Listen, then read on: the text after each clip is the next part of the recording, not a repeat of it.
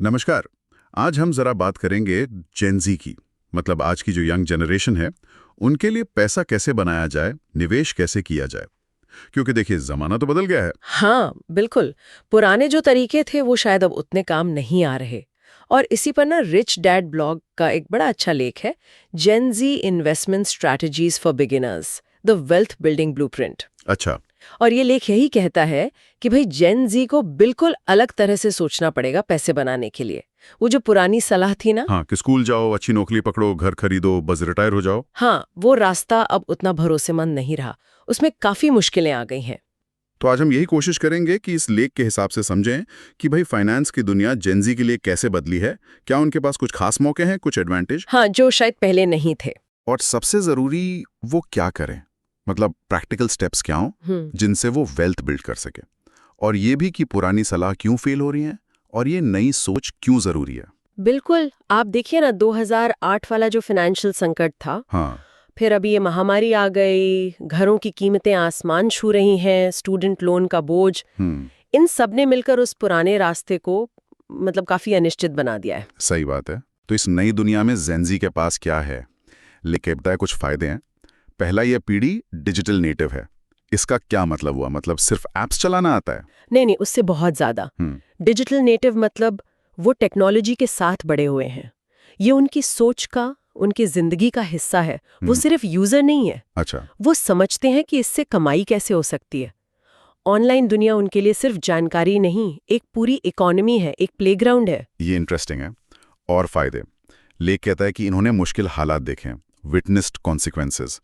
अब ये फायदा कैसे हुआ? ये फायदा ऐसे हुआ कि जब आप देखते हैं ना कि सिर्फ एक नौकरी पे टिके हैं ना, कितना रिस्की हो सकता है। हाँ, कभी भी जॉब जा सकती है। हाँ, पेंशन वगैरह का भरोसा नहीं।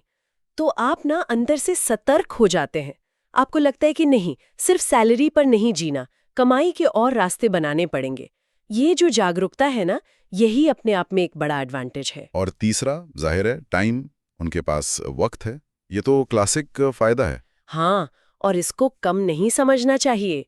कंपाउंडिंग का जो जादू है ना, चक्रवृद्धि ब्याज, हाँ हाँ। लेक एक अंदाजा देता है। सोचिए, कोई 22 साल का है, हर महीने सिर्फ मान लीजिए 5,000 रुपए इन्वेस्ट करना शुरू करता है और उसे औसतन 10% सालाना रिटर्न मिलता है। ये शेयर बाजार वगैरह में लंबे समय में मिल सकता है, हालांकि गारंटी तो नहीं होती। तो 65 साल की उम्र तक पता है वो कितना हो सकता है? करोड़ों में। और बात सिर्फ 5,000 की नहीं है।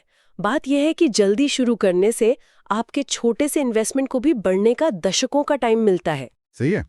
और एक आखिरी फायदा बताया गया है कि ये लोग ना पुराने तरीकों से उतने जुड़े हुए नहीं हैं। उनमें एक शक है पुरानी सलाह को लेकर। और ये शक करना अच्छा है।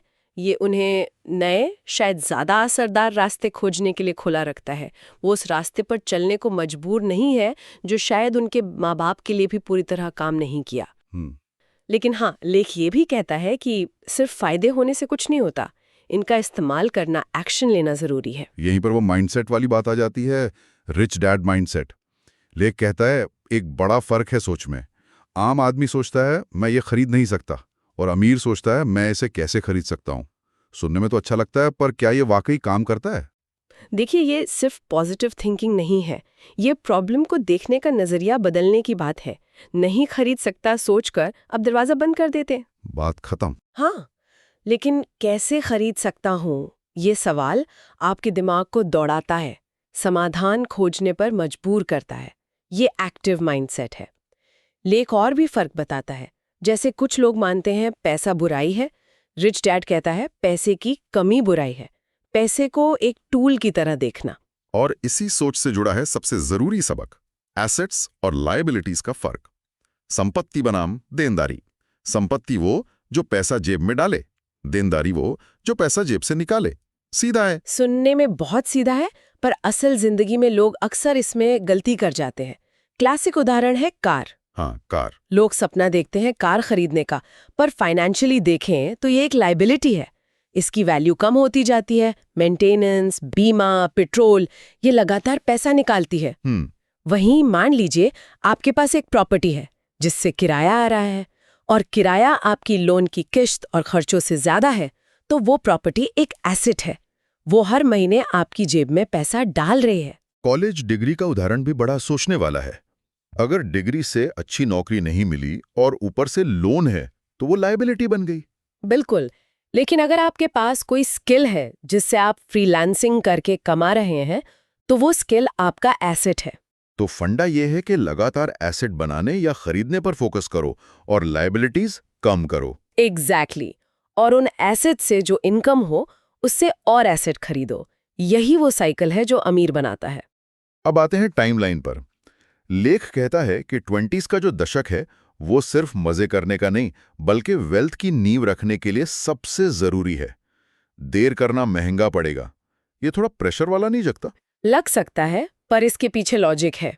लेख एक तरह का रोड मैप देता है, जैसे 22 से 24 साल की उम्र में, मतलब फाउंडेशन स्टेज में इमरजेंसी फंड बनाओ, ऑटोमेटिक इन्वेस्टमेंट शुरू करो, चाहे छोटी रकम से।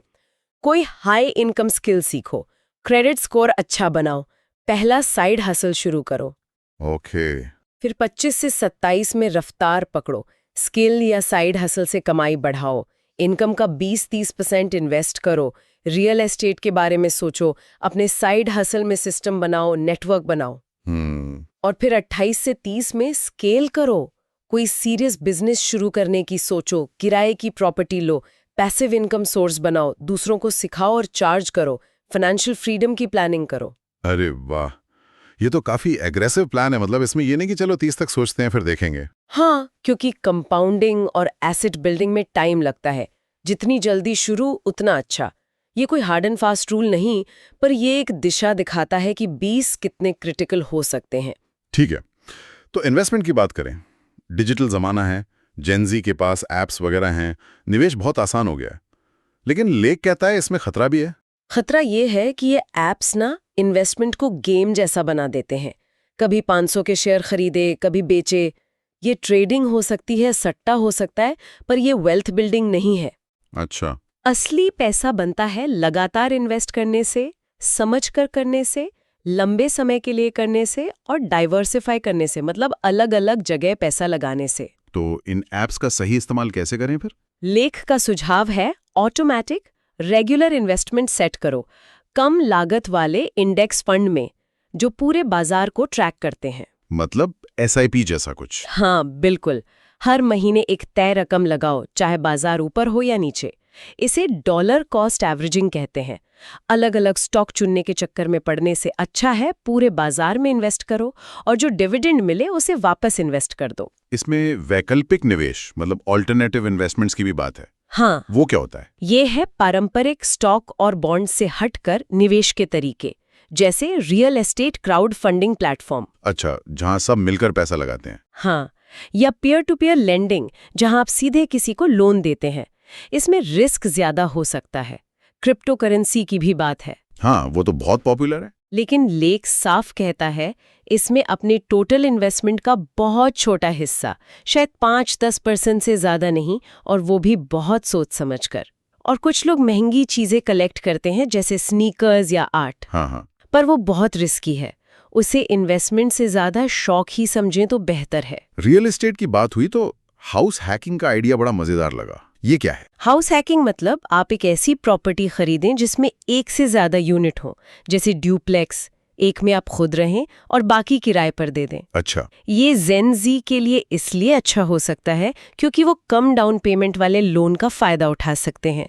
और होता ये है कि किराए से आपकी लोन की किश्त का बड़ा हिस्सा निकल जाता है। मतलब लगभग मुफ्त में रह रहे हैं और प्रॉपर्टी भी बन रही है। लेख में उदाहरण था, मान लो 20 लाख का डुप्लेक्स, 70,000 डाउन पेमेंट, एक हिस्सा 12,000 किराए पर, किश्त 10,000 की, तो 2,000 ऊपर से बच रहे हैं। परिवार के साथ मिलकर इन्वेस्ट करने या रीट्स में इन्वेस्ट करने की भी बात है। रीट्स? Real estate investment trust. ये शेयर खरीदने जैसा है, पर आप उन कंपनियों में पैसा लगाते हैं जो रियल एस्टेट चलाती हैं। कम पैसे से शुरुआत कर सकते हैं। ओके, अगला बड़ा आइडिया है कमाई के कई रास्ते बनाना, मल्टीपल इनकम स्ट्रीम्स। लेख कहता है जॉब सिक्योरिटी तो अब है नहीं। बिल्कुल नहीं। असली सिक्योरिटी है मल्टीपल इनकम स्ट्रीम्स में। लेख 4 तरह की इनकम बताता है। एक तो नौकरी वाली इनकम, अर्न्ड। दूसरी निवेश से, पोर्टफोलियो। तीसरी पैसिव इनकम, जिसके लिए लगातार काम न करना पड़े, पैसिव। और चौथी बिजनेस इनकम। अमीर लोग पोर्टफोलियो और पैसिव इनकम पर फोकस करते हैं। तो पहला साइड हसल कैसे शुरू करें, जिससे कुछ एक्स्ट्रा आने लगे। अपने स्किल से शुरू करें, जो आपको आता है। लिखते अच्छा है, freelance writing, design, graphic design, पढ़ा सकते हैं, ऑनलाइन ट्यूशन, कुछ बेच सकते हैं, ई कॉमर्स, कंटेंट बना सकते हैं, यूट्यूब, टिकटॉक, सलाह दे सकते हैं, कंसल्टिंग। लेकिन सिर्फ टाइम बेचकर पैसा कमाना काफी नहीं है ना वेल्थ बिल्डिंग के लिए? नहीं, वो पहला कदम है।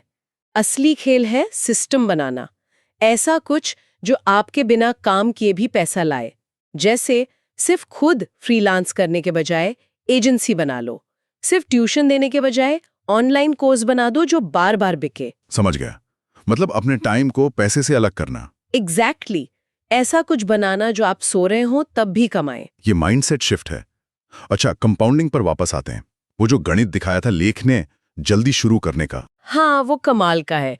देखिए, 22 साल की उम्र में 10,000 रुपए महीना, 10% रिटर्न पर आपको 65 तक, शायद 10 करोड़ तक ले जा सकता है। लेकिन 32 में शुरू किया और डबल 20,000 रुपए महीना लगाया तो शायद 7 करोड़ तक ही पहुंचे। और 42 में शुरू करके 4 गुना 40,000 रुपए महीना लगाने पर भी शायद 5 करोड़। बाप रे, मतलब देर से शुरू करने वाले को आधा रिजल्ट पाने के लिए 4 गुना पैसा लगाना पड़ रहा है। हाँ, ये है टाइम की ताकत। लेकिन इसमें एक असली सीक्रेट भी है। वो क्या है? असली सीक्रेट ये है कि ये सब कैलकुलेशंस ये मानकर चल रही हैं कि आप पूरी जिंदगी बस 10,000 रुपए महीना ही इन्वेस्ट करेंगे। लेकिन अगर आप वो रिच डैड वाली सलाह मान रहे हैं, नए इनकम सोर्स बना रहे हैं, बिजनेस कर रहे हैं, तो आपकी इन्वेस्ट करने की कैपेसिटी भी तो बढ़ेगी। बिल्कुल। शायद 25 तक आप 20,000 महीना इन्वेस्ट कर रहे हो, 30 तक 50,000, 35 तक 1,00,000 महीना। तो फिर आप 65 के रिटायरमेंट का वेट नहीं कर रहे? एग्जैक्टली। तब आप शायद 40-45 तक ही फाइनेंशियल इंडिपेंडेंस के रास्ते पर होंगे। ये है असली पावर। लेकिन इस रास्ते में कुछ गड्ढे भी होंगे। लेख जेन जी के मनी ट्रैप्स की बात करता है। पहला, स्टूडेंट लोन। हाँ, ये बहुत बड़ा बोझ है। सुझाव है, कॉलेज में सब्जेक्ट चुनते वक्त कमाई की संभावना भी देखें।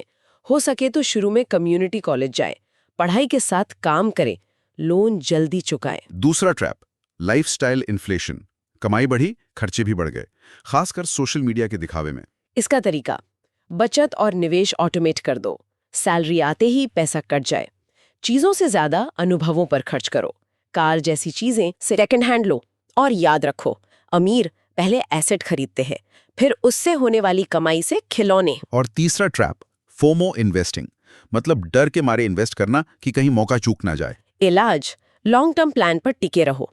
सट्टा लगाना है तो सिर्फ प्ले मनी से, भावनाओं में मत बहो। याद रखो, बाजार को टाइम करने से अच्छा है बाजार में टाइम बिताना। टेक्नोलॉजी की बात करें, जेन जी के पास कमाल की टूल्स हैं। हाँ, खर्च ट्रैक करने के ऐप, निवेश के ऐप, सीखने के लिए यूट्यूब, कोर्सेज, सब कुछ है। लेकिन लेख कहता है टेक्नोलॉजी आपके काम को आसान बना सकती है, बढ़ा सकती है, पर आपकी सोच की जगह नहीं ले सकती। टूल इस्तेमाल करो, पर फैसले अपनी समझ से लो। इतनी सारी जानकारी के बाद एक्शन कैसे लें? लेख एक 30 दिन की चुनौती देता है। हाँ, ये एक्शन के लिए अच्छा है। 4 हफ्ते का प्लान है। पहला हफ्ता, नींव। अपनी नेटवर्थ निकालो, ऑटोमेटिक सेविंग इन्वेस्टमेंट सेट करो, खर्चे ट्रैक करो। दूसरा हफ्ता, सीखो, किताब पढ़ो, पॉडकास्ट सुनो, कोर्स करो, कम्युनिटी ज्वाइन करो। तीसरा हफ्ता, कमाओ। पहला साइड हसल आइडिया चुनो, प्लान बनाओ, सेटअप करो, पहली एक्स्ट्रा कमाई करो। चौथा हफ्ता, बढ़ाओ, इन्वेस्टमेंट देखो, अगला इनकम सोर्स प्लान करो, 3 महीने के गोल बनाओ, कोई अकाउंटेबिलिटी पार्टनर ढूंढो। ये वाकई एक्शन प्लान है। तो निचोड़ ये है कि जेन जी के लिए पुराने नियम बदल गए हैं। उनके पास डिजिटल समझ, टाइम, नया नजरिया जैसे फायदे हैं। जरूरी है एसेट लायबिलिटी समझना, कई इनकम सोर्स बनाना, जल्दी और लगातार इन्वेस्ट करना और पियाजस से बचना। बिल्कुल। लेख 2 रास्ते दिखाता है।